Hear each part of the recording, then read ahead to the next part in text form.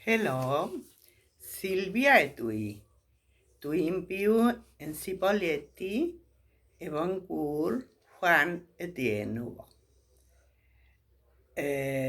Dwi yn ymddeol, dwi'n siarad Gymraeg erbyn dwi wedi geni.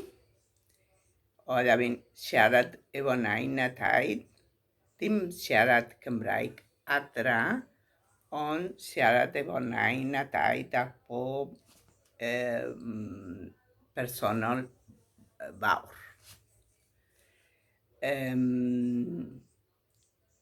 Dwi'n dysgu Gymraeg rwan efo Sally a Romina efo internet.